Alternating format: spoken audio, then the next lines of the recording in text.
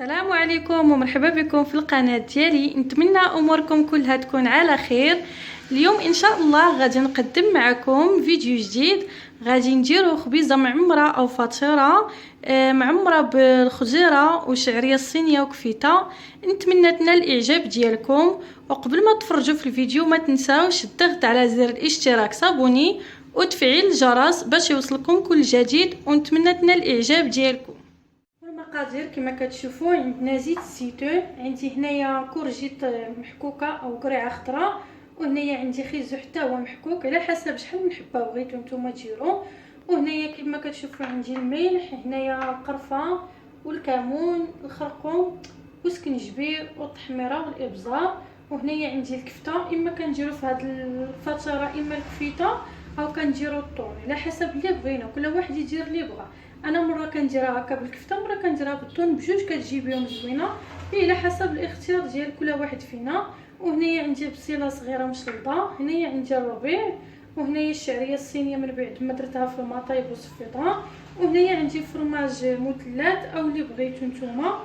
صافي هادو هما المقادير. دابا ندوزو نشوفوا طريقه التحضير. صافي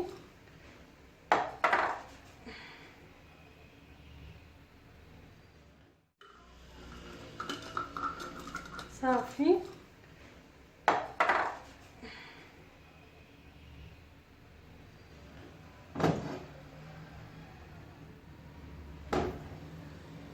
نزيدو عليها البصيله اللي عندنا،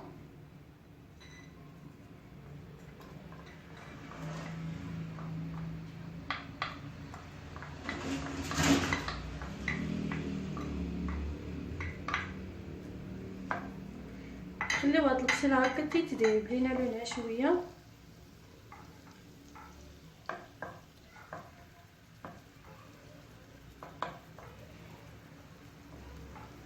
نبقاو هكا نحركوها.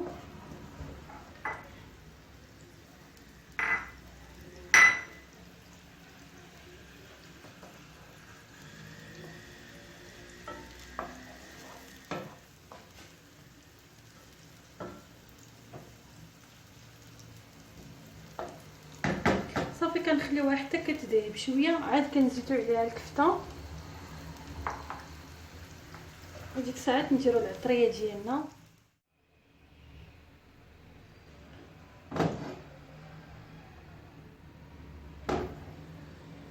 نزيدو عليها البصيله اللي عندنا،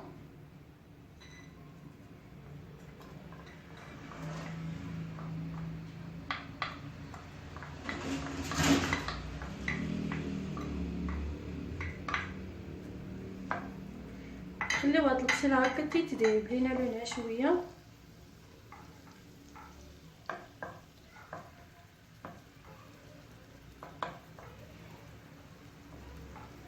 نبقاو هكا نحركوها.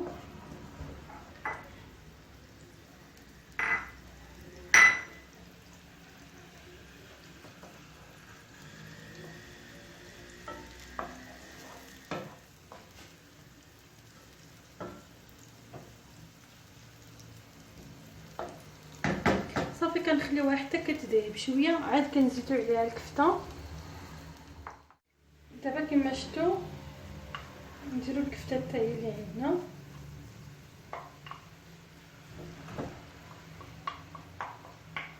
نخليوها تشحر مع البصيله هكا.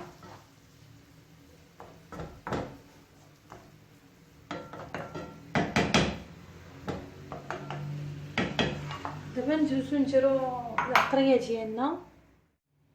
دابا نديرو الملحه تاعنا،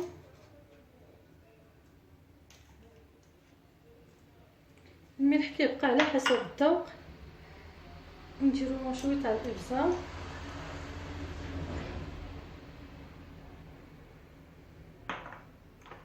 نديرو شويه راس معلقه شويه تاع القرفه مدقوقه. صافي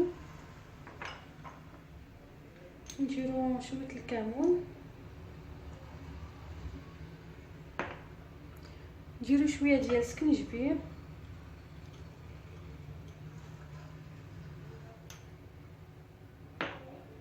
وشويه ديال التحميره،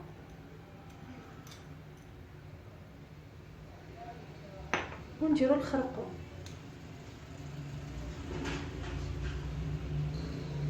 صافي كنخليو دابا الكفته ديالنا حتى تشحر مزيان مع البصيله، عاد كنزيدو عليها الخضيره ونزيدو الربيع. دابا من بعد ما تشحرات ليا الكفته غادي ندير عليها الخضيره اللي عندي،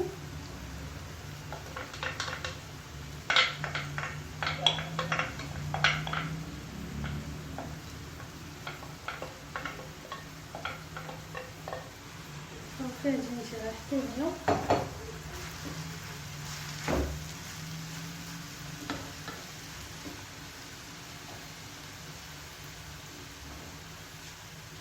نبقى نحركها هكا حتى تدخل ليا مع الكفته.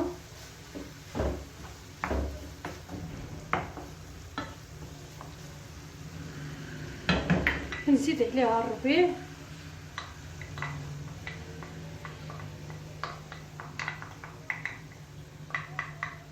صافي كنخليوها هكا حتى كتشحر معاها، وكنزيدو جهد شويه ديال الماء، غير شويه ما نكتروش، نبغيو غير تصاد لينا كفيته مع الخضيره تاعنا، ما نخليوهاش حتى طيب بزاف، غير واحد شويه صافي. وكنطفيو عليها وكنديرو عليها الشعريه الصينيه ونخليوها حتى تبرد. هاد ديك الساعات نوجدو العجينه ديالنا.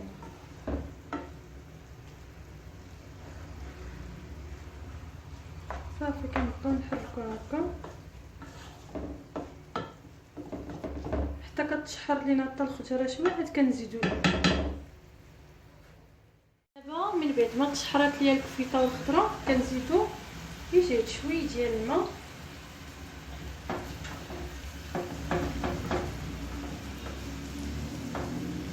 صافي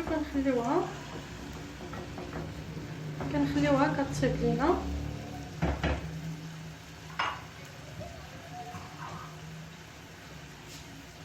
صافي بركه. ودابا نخليوها حتى طيب، وديك الساعات نديرو فيها الشعريه الصينيه. وهذه هي الحشوه ديالي من بعد ما طابت ليا. دابا غادي نزيد عليها هاد الشعريه باش تدخل معاها.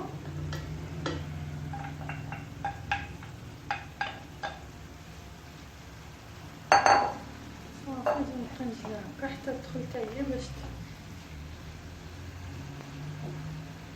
تشرب حتى هي العطريه اللي فيها.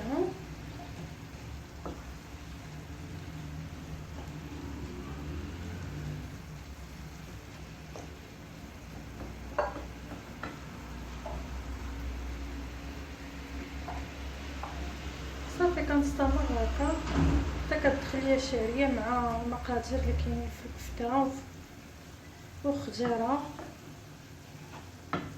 صافي وكنطفي عليها كنخليها تبرد. دابا ندوزو نشوفو مقادير العجين. والمقادير ديال العجين ديالنا عندي هنايا زلافه ديال الفينو وزلافه ديال الفورس، يعني ربعه من الفينو، ربعه من الفورس. هنايا عندي الملحه، هنايا ضامن مسوس او ياغورت طبيعي، وهنايا كما كتشوفوا في الكاس درت معلقه كبيره ديال خميره الخبز. عادي نزيد عليها الماء دافئ ونخلطها مزيان بالمعلقه باش كنديرها في العجين ديالنا. وهنايا عندي ربع كاس ديال زيت الزيتون، هنايا عندي 2 معالق ديال الحليب مجفف او نيدو، وهنايا عندي معلقه ديال سنيده، وهنايا عندي 2 بيضات. بيضه بغيت نديرها في العجين، وبيضه في الاخر بغينا نزوقو بها ندهن بها العجين ديالنا. دابا ندوزو نشوفوا طريقه التحضير. دابا كما كتشوفوا معايا زدت الماء دافي في الكاس ديالنا، كنبقاو تنحركوا هكا هاد الخميره حتى كتحرك لينا مع الماء باش كنخلطوا بها العجينه ديالنا. صافي دابا كما كنشوفوا هي حركناها مزيان. صافي دابا نديرو الدقيق ديالنا من بعد ما غربلناه.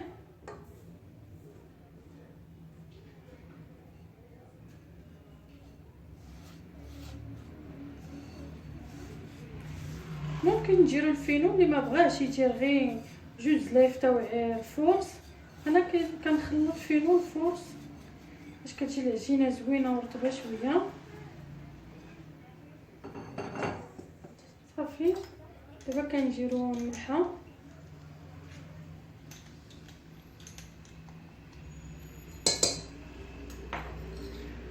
دابا نديرو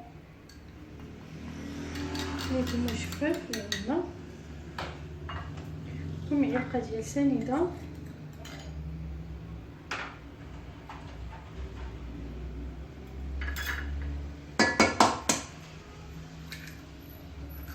كنديرو البيضه. دابا نديرو ربع كاس ديال الزيت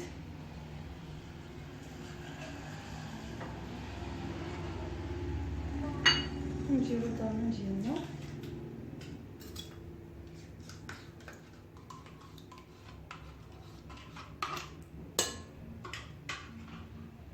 ودابا الخميره ديالنا صافي كنكبو هكا. كنديرو العجينه ديالنا كتدلك، الا خصها شويه الماء وكانت قاصحه كنزيدو شويه الماء. كما كتشوفوا انا درت الماء هو في الغلايه سخنته شويه. الا جاتني العجينه مرخوفه هي هذيك، ما جاتنيش كنزيد شويه الماء. كما كتشوفوا معايا البنات ها هي العجينه ديالي تدلكات ليا مزيان، درتها في العجانه. كما كتشوفوا ما زدتش عليها الماء، غير داك الكاس اللي درت فيه الخميره هو باش تدلكات ليا. دابا كنديروا ليها السلوفان صافي وكنخليوها كترتاح واحد من 20 دقيقه حتى 30 دقيقه حتى كنشوفوها تنفخات لينا وتطلع في الحجم تاعها. ديك الساعه صافي كنبداو نخدموا بها. دابا كما كتشوفوا معايا البنات ها هي العجينه ديالي خمرات صافي. دابا كنعري عليها صافي كما كتشوفوا معايا هي خمرات. دابا غادي نجي هكا باش يخرج منها داك الهواء اللي فيها وصافي.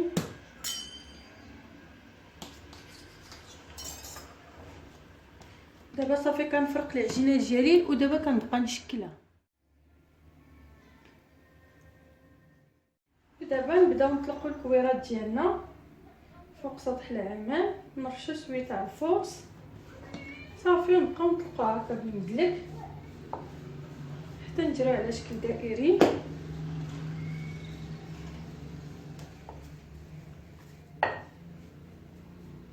صافي كنستمروا على هذه الطريقه بحال هكا حتى كنطلقوا الكويره تاعتنا الاولى وديك الساعه نشوفوا الطريقه. ودابا كما كتشوفوا معايا البنات هاني طلقتها بالمدلك. دابا نعاود ندوز ونطلق الكره الاخرى ديال العجين ديالنا وتكون بحالها في نفس تكون بحالها باش ملي نديروها عليها تجي هي هذيك ما تجيناش ناقصه، تكون في نفس الحجم ديالها. البنات من بعد ما بسطت الكرات ديالي بجوج دابا كنديروا فريشيطون ونثقبوا هاد العجينه اللي حطينا في الطاوه. درت لها شويه ديال الزيت باش ما تلصقش ليا، ولا كان عندكم ورق الطبخ من الاحسن ديروه. صافي كنبقاو على هذا الشكل هكا كنثقبوها باش تطيب لينا من الداخل وكنديروا فوقها الحشوه ديالنا.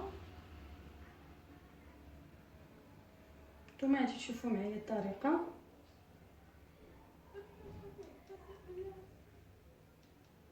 صافي كنبقاو نثقبوها بحال هكا. ودابا كما كتشوفوا الحشوه تاعي من بعد ما طابت وخليتها حتى بردات دابا صافي غادي نديرها هكا فوق الخبيزه او الفطيره ديالنا.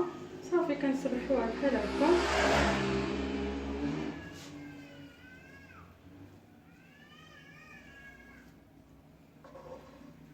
كنبقاو بحال هكا تنسرحوها.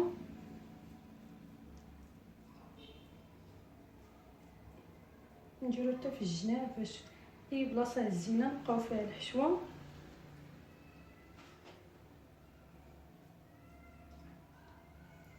صافي كنستمروا هكا حتى كنعمروها ونزيدو الحشوه نكملو.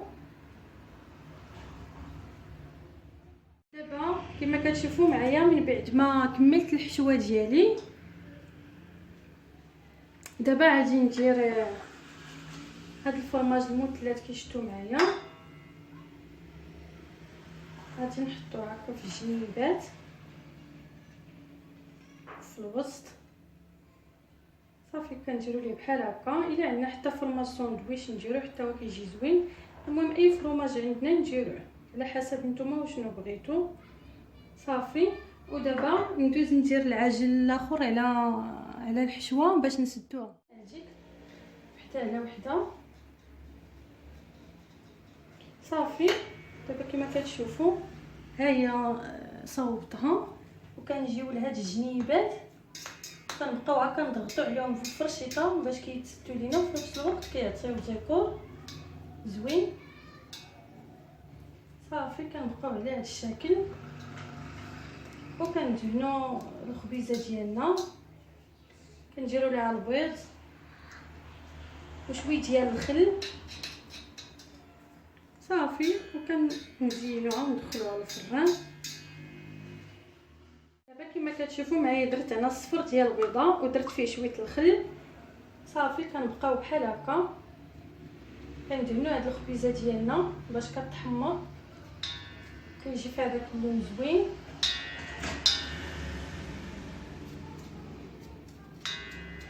صافي كنستمروا على هاد الطريقه حتى ندهنوها كلها، وكنديروا عليها الزنجلان او البافو او اللي عندنا، ولا واحد يدير اللي بغا واللي كيعجبو. صافي كنستمروا هكا حتى كنكملوا ليها الدهين ديال. دابا من بعد ما دهنا الخبيزه ديالنا كنديروا عليها الزنجلان بحال هكا، ويكون الفران نكونوا مسخنينو قبل ما ندخلوها. يكون الفران شويه سخون عاد كندخلوا الخبيزه ديالنا. صافي دابا نديوها للفران ونقدموها بالصحه والراحه. وهذا هو الشكل النهائي ديال الفطيره ديالي بعد ما خرجتها من الفران. كما كتشوفوا فاش بندخلها للفران درت ليها هكا هاد التفيليحات بالموس صافي باش كطيب لينا وكتدخل ليها كيدخل ليها الطياب لداخل. نتمنى تنال الاعجاب ديالكم.